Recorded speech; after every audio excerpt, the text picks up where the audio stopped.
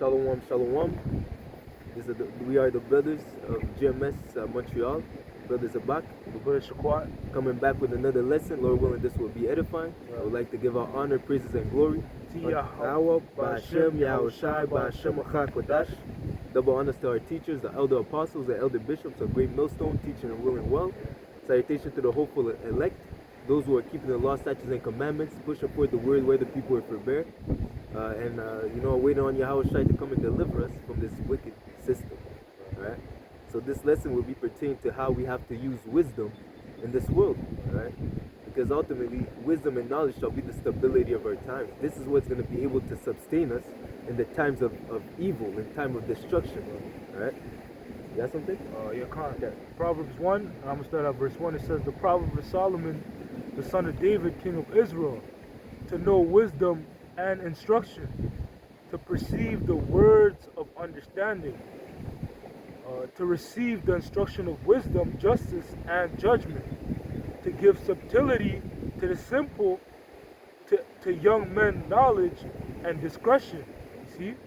So that's what we, the men of Yahweh Shemashah, are being introduced to, being groomed to being rulers. And what's a key attribute of a ruler? The ability to be able to use wisdom, to be able to use discretion and knowledge in any circumstance, man. That's why a king is also synonymous with a judge, That's why in these movies, these ancient movies, you have, like the Vikings, they would come to the king and they would present their case, tell them, oh, this is my situation. And what's the king's job? To basically analyze that situation and make a correct assessment on it, man. And be like, okay, yo, this person did this, you shouldn't do that. It's basically applying wisdom, You're not done on that? There's more? That's a bit more. Okay. If we could get that instance, hold that, but get that instance with Solomon. Okay, Because just as you said, the king is set up as a judge over the nations. And what did Solomon ask to Yahweh? He asked to get wisdom, and that pleased the Lord. And again, once you ask for wisdom, you have to understand, once you ask things of the Lord, such as wisdom, he will put you in situations for you to use that wisdom. Okay? So again, Solomon asked for wisdom, and the Lord put them in that situation, and then when the people saw how wise Solomon was, his kingdom was established. In a sense, these people understood that, wow, this guy's a wise king. Glory unto Yahweh Ba'ashem Yahushai for placing such a man on the throne. Real quick, I'm going to get that account. 1 Kings 3 and 5, it says, in Gibeon, Yahweh appeared to Solomon in a dream by night. And Yahweh said, ask what I shall give thee. And Solomon said, thou hast showed unto thy servant David, my father, great mercy, according as he walked before thee in truth, and in righteousness, and in uprightness of heart with thee. And thou hast kept from him and thou hast kept for him this great kindness, that thou hast given him a son to sit on his throne as it is this day. And now, Yahweh my power, thou hast made thy servant king instead of David my father. And I am but a little child, and I know not how to go out or how to come in. And thy servant is in the midst of thy people which thou hast chosen, a great people that cannot be numbered nor counted for multitude. Give me therefore thy servant an understanding heart to judge thy people, that I may discern between good and bad. For who is able to judge this thy so great a people? Ultimately, that's what wisdom does. Right. It discerns between good and evil. Right. That's exactly what Moses said unto the people. I put life and good in front of you, and death and evil in front of you. Choose life that you may live. Good. If I may add too, this is what we're experiencing. We're experiencing the good and the bad, and that's what's making us or grooming us to become good rulers. Because right now we're experiencing wickedness on how things are not supposed to be, and knowing both sides of that makes you a good king, or a good ruler. Even because as it says here, our God. Yeah. And for us to be God, in a sense, to be gods, lowercase g, you have to know both sides of the spectrum. Right. Because the Lord did, what did Yahweh Ba'Shem Yahshai do? He created good and he created evil. Yep. He controls both sides. Right. Okay? He makes alive and he kills. Right. Okay? He builds and he destroys. Right. So that's how you know that he's a power. And again, God meaning judge. Yep. That's what it means to be a God. It means that you're a judge. Right. And he judges righteously. Right. Okay? So that through that wisdom, that's how everything goes. That's right. Just to add on too, knowing both sides makes you perfect. Yeah. You know? Perfects you. It says, verse 9 again, it says, give therefore thy servant an understanding heart to judge thy people, that I may discern between good and bad. For who is able to judge this thy so great a people? And the speech pleased the Lord that Solomon asked this thing. And Yahweh said unto him, because thou hast asked this thing, and hast not asked for thyself long life, neither hast asked riches for thyself, nor hast asked the life of thine enemies, but hast asked for thyself understanding to discern judgment. So like all these things also, riches, glory, the death of your enemy, woman, and all these things, if you ask for these things without wisdom, it's going to destroy you. Right. You won't know how to maneuver with all these things. You need wisdom to be able to use these things appropriately. And that is why Isa Edom in power, in rulership, is destroying the earth, because he was never meant. Right. He's not using wisdom to properly rule the earth. Right. And that's why the earth is in the state that is in right now, in the state of corruption. Right. It says, if I may add to your point too, because look, if you have money, if you have abundance of money, let's say $1 million is thrown to you, but you don't have the wisdom to be able to flip that, what's the point? You know, you're just going to run out of that $1 million. But let's say someone with wisdom that knows about the monetary system, they know about economics, they know about, stocks, invest, he knows how to invest, he knows how to, like you said, flip that money. Yeah, so he's going to flip it, and what? That $1 million is going to $2 million, $3 million, just flipping it and flipping it and flipping it. But somebody without wisdom of these without wisdom of life, you're done. That money's just going to be gone like that, just like these rappers with these contracts. They don't know how to really apply that money and use wisdom to, add on to that money, man. Today you're flexing, tomorrow you're broke. You're broke, Yo, even these NBA players, their first check is Iverson is the best example. Gone. Yeah. But if he had wisdom and discretion and judgment, he would have, hold on, let me put the lust away. That's another thing of a good king too, discipline. Yeah. Let me not worry about this right now. Let me think about, the future. So like, just because you said that, let me bring this out real quick. It says here in Wisdom of Solomon 6, and it says Wisdom of Solomon 6 and 12, wisdom is glorious and never fadeth away. Yet she is easily seen of them that love her, and found out of such as seek her. So again, you have to ask for that wisdom. You have to seek for wisdom. Okay. Verse 14: whoso seeketh her early, meaning diligently, shall have no great travail, for he shall find her sitting at his door. Verse 17: for the very true beginning of her is the desire of discipline, and the care of discipline is love, and love is keeping the commandments. So again, to be a king, you have to be able, just as Paul said, I put my body under subjection. Okay, that means your lust, your own will, you put that under subjection for the benefit, for the greater good of the people around you. That's right. And for you too, For you too, yeah.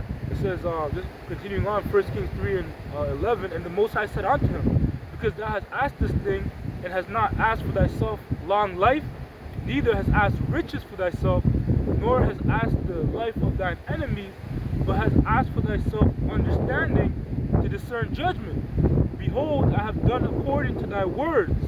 Lo, I have given thee a wise and an understanding heart, so that there was none like thee before thee, neither after thee shall any arise like unto thee. And I have also given thee that which thou hast not asked, both riches and honor, so that there shall not be any among the kings like unto thee all thy days. You see? And it pleased Yahweh Ba'Shem Yahshai for a person to use wisdom, man. You know, the Lord loves seeing that. You know, I'm going to back that up. It says, well, this is Wisdom of Solomon 7, and verse 28. It says, "For the Most High loveth none but him that dwelleth with wisdom." You know, so if you use wisdom and discretion to, you know, especially of the scriptures, that's something that the Lord delights in, man. The Lord loves that. See? Back you up real quick. Sirach 19 and 18. "The fear of the Lord is the first step to be accepted of him, and wisdom obtaineth his love." That's right. So again, precept says the beginning of wisdom is when one fears the Lord. Yeah, yeah. You know? Want me to get that? You know, just Okay, adding on to your point. Yeah. You want me to keep going? Yeah, keep going. If Come, there's come. more on that. It goes into the woman. Done. Verse 13 it says, matter of fact, verse 14, "If thou wilt walk in my ways to keep my statutes and my commandments, as thy father David did walk, then I will lengthen thy days." And Solomon awoke, and behold, it was a dream. And he came to Jerusalem and stood before the ark of the covenant of Yahweh, and offered up burnt offerings, and offered peace offerings, and made a feast to all his servants. Then came there 2 women that were harlots unto the king.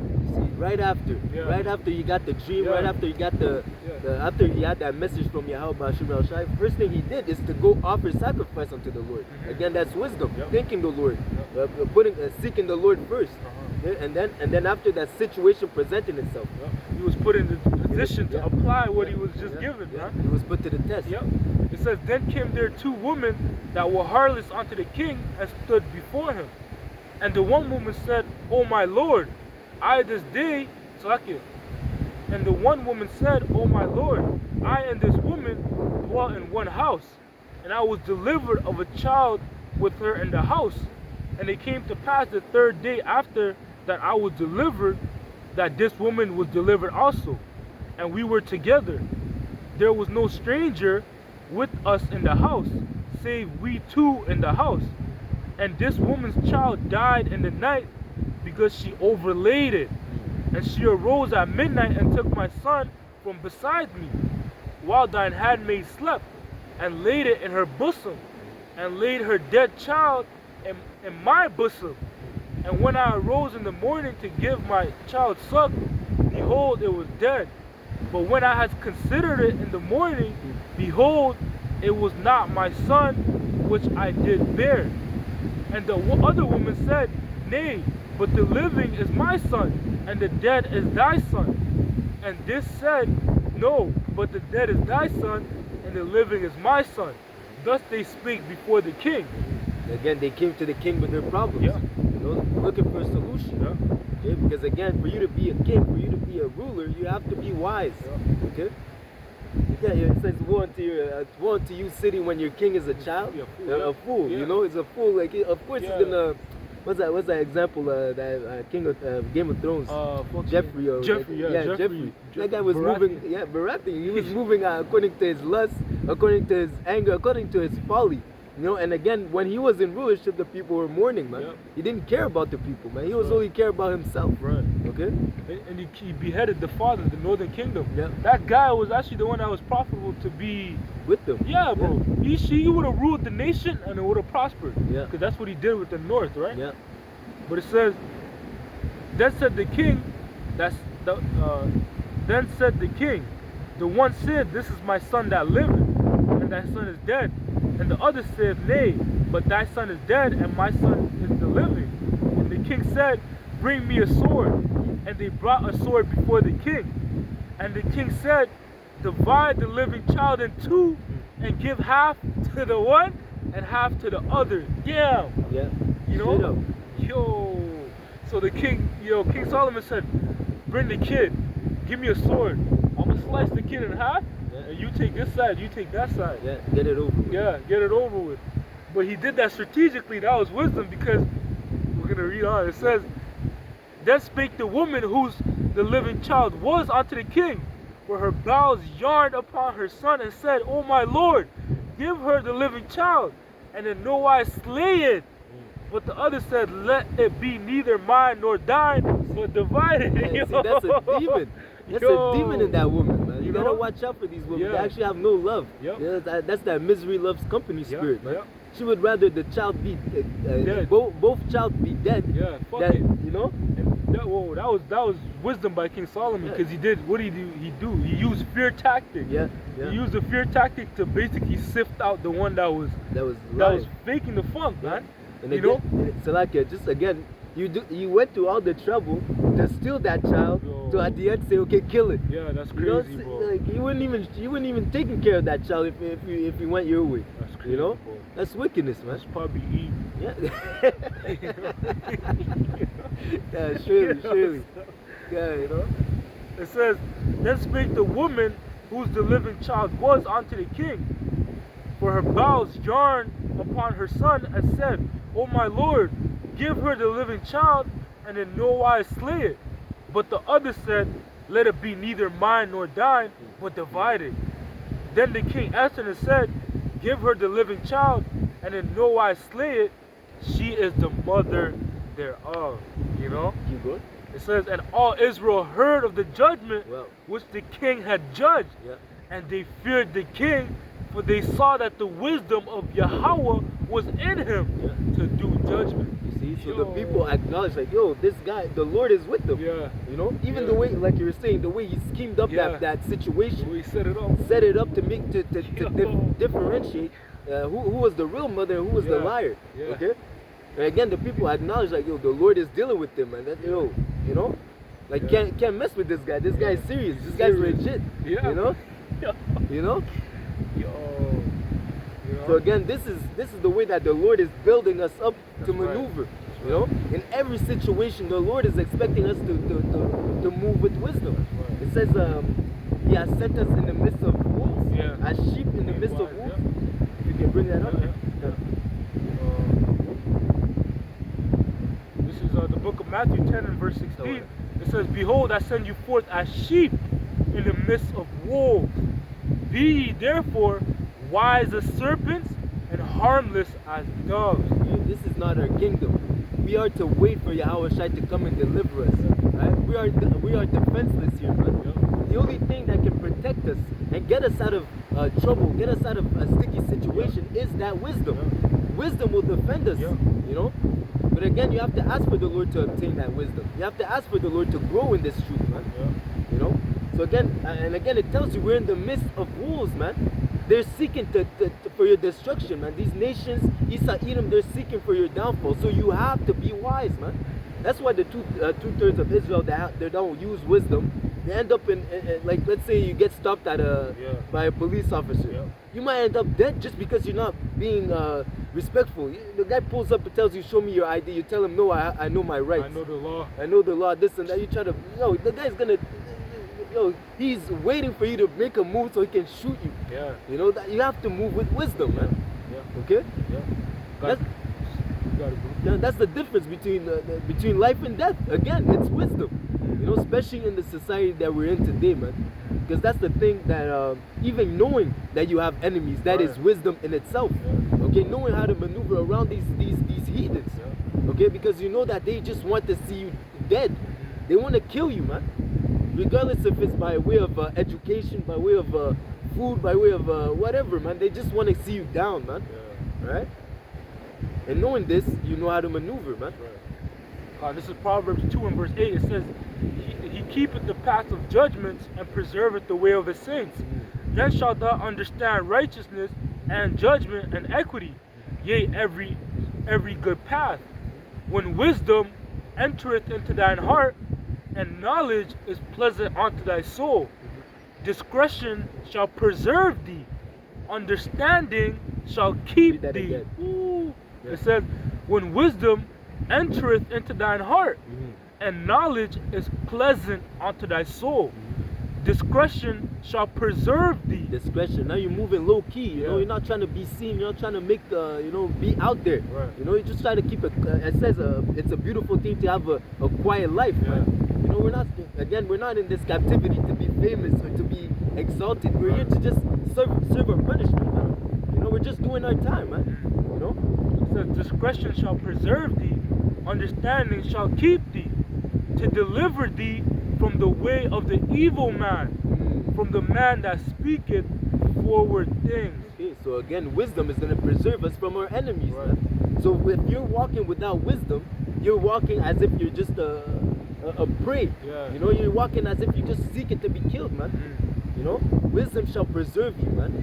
Okay, and deliver you from the enemy. Right? That's a beautiful piece. Matter of fact, you can read it again.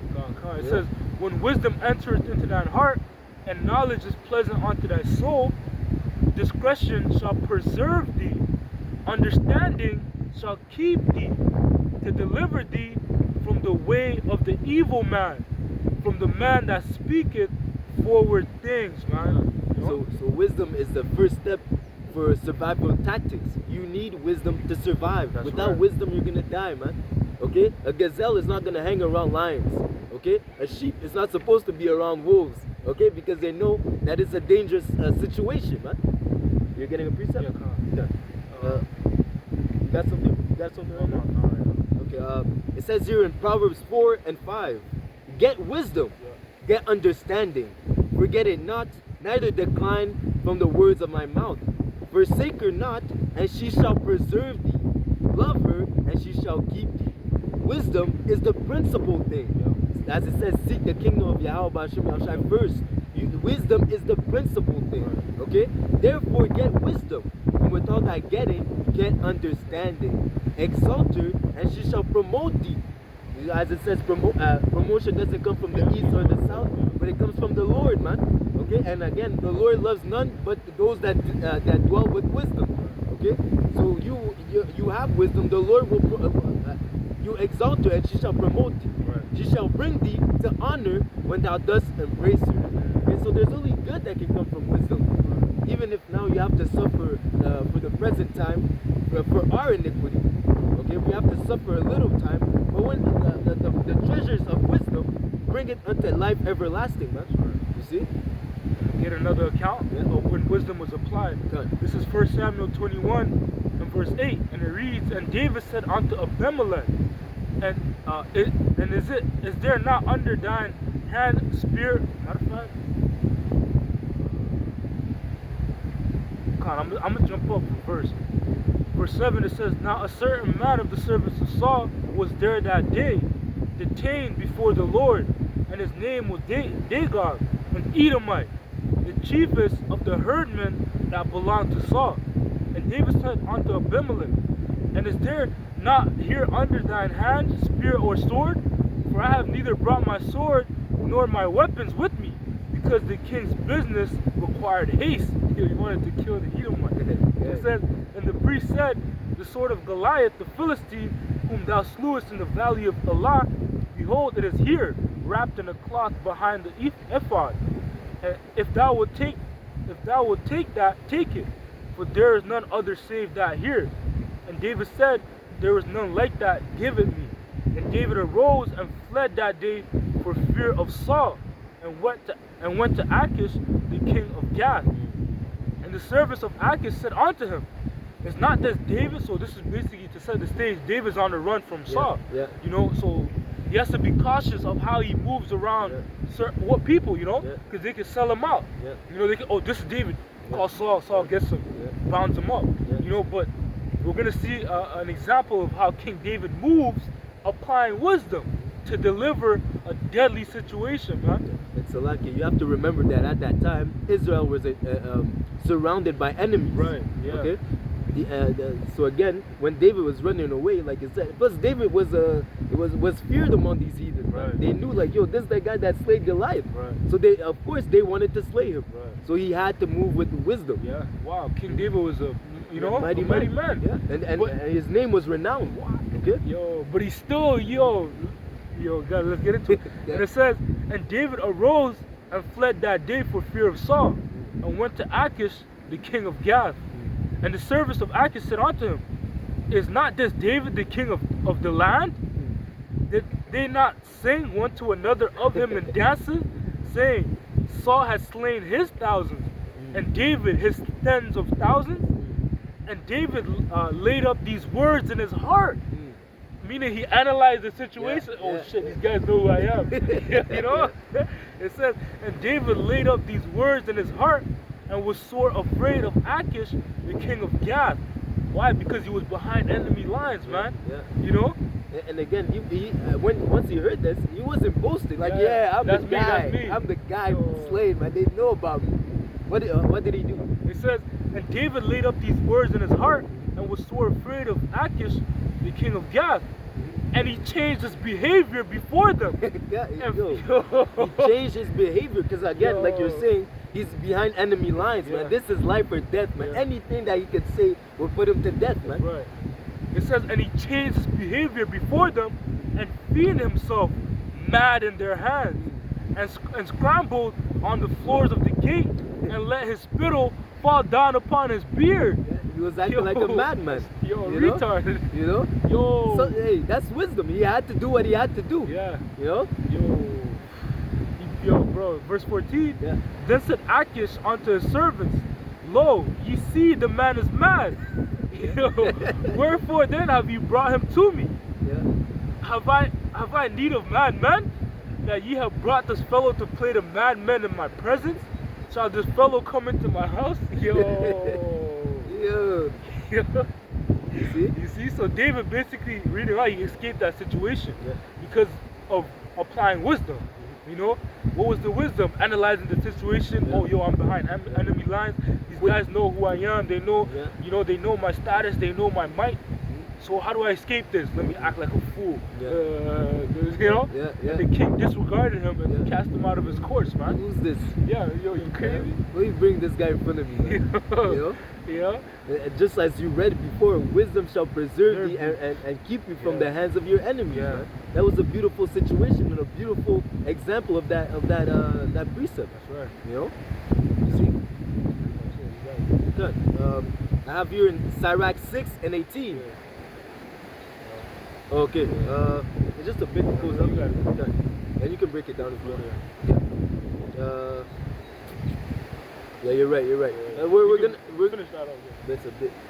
Okay, let me go to the point. It says here, it goes into it. But Lord willing, we'll make another lesson. You know, Lord willing. But Lord, that was the point. We have to move with wisdom in this society. The Lord delights in those that have wisdom, you know, and again, wisdom and knowledge shall be the stability in the times to come, man. Get understanding and get wisdom. Those are the principal things that are going to preserve you in the days of evil, right? So again, we'd like to give our honor, praise, and glory unto Yahweh, Ba'Hashem, Yahawashi, Ba'Hashem, HaKadosh. Double honors to our teachers, the elder apostles and elder bishops of Great Millstone, teaching and ruling well. Peace and salutation and blessings to the hopeful elect. Lord willing, this was an edifying lesson.